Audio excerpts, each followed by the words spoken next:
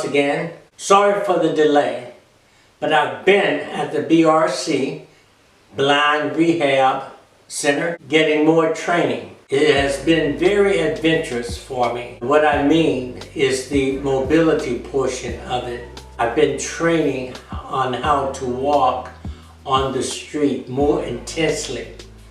I am really dedicated toward that, and I'm really seriously thinking about a service dog to help me get through my daily journey. Now, I want to talk to you about a topic about making new friends at the BRC while you are in training there, meeting new friends, camaraderie, and meeting people for the very first time. Lasting friendship that you build upon that will last for an eternity. In my recent stay this past April, I met someone that I was fortunate in meeting, and his name was Daryl. He had a very lovely wife by the name of Eileen, and they were from another state. We became very close.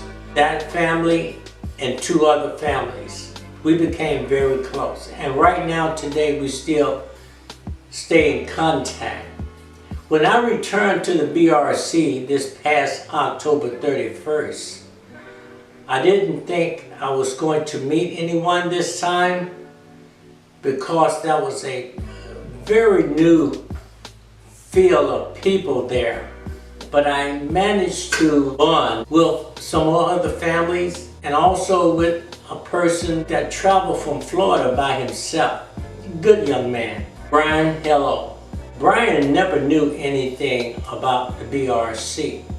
It just by chance one day, his wife was looking in the newspaper and she just happened to read up on an article from a young man, or a gentleman I should say, that was at the Blind Rehab Center some time ago.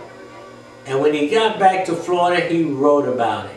He wrote about his stay. He wrote about the training. And it was so uplifting. It was so fascinating to where his wife told him he should read the statement. After Brian read that article on the Blind Rehab Center, he decided he wanted to pay a visit. That's when I met Brian this time. And when I tell you he was a good young man, he was. Brian also introduced me into the gym, and ever since I've been working in the gym. All of these things will help you in transition in your stay at the BRC and help you to get along with your daily journey in life. You got to understand all of these things in order to put everything together. While I was talking to Brian, I come to find out that he didn't know anything about the BRCs anywhere in the 48 states. Now I'm beginning to wonder. There is not enough information about this organization for the veteran to go to, or enough information telling veterans the assistance, the help that they can receive in getting rehabbed or getting help for their blindness, low vision, you know? And we should be trying to get the information out. And he told me when he gets back, he's going to get the information out. He's going to start passing out flyers and letting them know about the BRC there in Biloxi, Mississippi. And he's going to start letting veterans know that there is help and there is life after blindness. It is. Also, I met another couple that lived in Texas, Orlando, Miss Sandra. Wonderful people. We became friends. I met another couple there from Texas. Joyce, Miss Joyce, wonderful lady. And Jerry, wonderful man. We all became friends. We all give each other numbers, or we just send someone just a letter or something, or a card or something, let them know that we're all right and we're doing okay. We just happen to communicate with one another and make sure each other is doing okay. And we're putting some of the things that we've learned at the BRC, we're putting this stuff to good use. We're putting our training to good use. We don't want to just let it go. We're watching out for one another, even though we're not at the Blind Rehab Center anymore. And lo and behold, after they left, Here come Daryl and Miss Eileen again. He returned after April. Now, I told you about Daryl and Miss Eileen earlier, but when I met Daryl for the first time, he was on the scooter. He stayed on the scooter. When Daryl came back this time, he was off the scooter. Daryl came back for 2 weeks to receive a service dog to help him through his daily life journey. Daryl was somewhat falling down at one time. Now he has this wonderful service dog to help him to stop falling. He don't fall like that anymore, and he is out of the scooter. You see, so things like that excites you when something good happened to you or for someone else. I am excited for Daryl. Daryl is excited for me. And we get excited for the other ones that come through and something good happened to them or for them. And while we are there at the rehab center, there are some of us don't have family members there. Believe it or not, these wives are with their husbands and they help us, the guys that don't have anyone there. And it's okay. And they treat us just as nice as they treat their husbands. That's why we should commend them as well. And that's why the friendship that we managed to get, that we managed to bind, we don't take that friendship lightly. We hold on to that friendship. And it is sad when we are departing because we hate to leave one another. We don't want each other to depart, but we know that we have to depart and go our own separate ways. And that's why we stay in contact with each other right to this day. One thing I truly can say, or must say, that some of us are exhilarating, we have enthusiasm, we don't lose what we have once we get to that blind rehab. We don't lose what we have because we're going blind or we're gone blind. And I mentioned Brian once before. Brian loved jazz. I love jazz. Brian still plays his horn. He still goes on Thursday night and sit in on jazz sessions. This man will not let his life stop. That's what I like about him. That's what I mean about getting around positive people with positive things in their mind, and you will do positive things, and you will start walking very positive in your way. Even though you had doubts before, you get positive people around you, and the negative stuff will leave. You will love the positive things that you do in your life.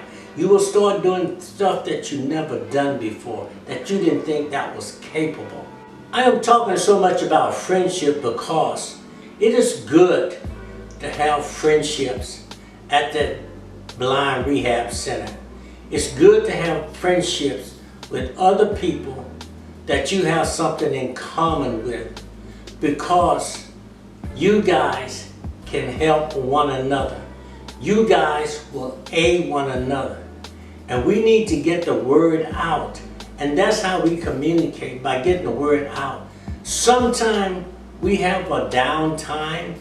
I don't have downtimes. And what I mean about downtimes, I'm talking about feeling disgusted sometimes because you're blind or you're going blind, you know, or you started feeling sad or something like that. I don't feel that way. I have never felt that way because I'm this way, okay? Because I got other things to look forward to. And that's why I keep moving like this. And first of all, I have God in my life. I have faith, and I keep faith. You have to have a lot of faith in order to move about like this. Every day begins with faith. Because when you step out, you got to step out on faith, because you don't know, as a blind person, as a low vision person, what you're going to encounter. So you got to have faith when you walk out there. And that trust is within yourself. You got to have that trust within yourself. Now right now, I am learning some new technology on some new devices that are better for me. It is better to aid me in my daily journey. I love each one of them. It helped me to read things that I haven't been capable of doing in over 8 years. You know, and even though it's computerized, believe it or not, these things just make you feel like a kid in a candy store because it is so advanced. You know, you never think that these things are out here. You never know that they're out here until you get something that just make you feel like the Thriller in Manila, you know? But it's a good feeling to feel that way. It is a good feeling when you can walk with the traffic by yourself and you know the direction that you're going in. You know the streets that you're crossing, and these things are telling you that. It is a good feeling to know that you can move like that freely, once again, on your own. The only way that I can do this mobility portion, the only way that I can do the technology portion of it is listen to my instructors. I am the student, they are the teachers. I am only as good as they make me, as good as they teach me. I have some good instructors. They want to see me progress. I want to progress. Therefore, they throw a lot of things at me and make me challenge myself. When I challenge myself to a high quality of standard, that makes them happy. When they get happy, I get happy. We both are happy. And that's, once again, where the thrill of the Manila comes in. You feel good about yourself when you accomplish something that you know that you should never do again because of a situation that you don't feel like you can accomplish because of a situation. But you have that determination and you turn around and you look and you reach the top of your mountain and you stand there and you say, thank God I have reached this journey, but I have not finished my journey. It's just beginning. As I would say, keep the faith in God. Keep the trust in you. Keep your heart and your mind right, and you'll get there. I'll see you later.